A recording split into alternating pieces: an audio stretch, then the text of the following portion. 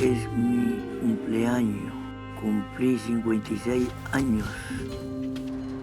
Acá yo sigo trabajando como los antiguos, buscando oro. Tienes que abrigarte, tienes que cuidarte. Si hoy está malo, no se trabaja. Pero igual, tú ya estás viejo, ya no es lo mismo donde... Igual, hombre, si tampoco no puede quedar sentado mirando tele, te más envejece uno.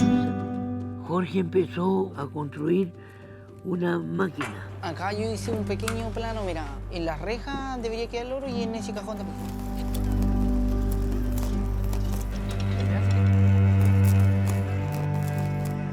No quiero morir aún.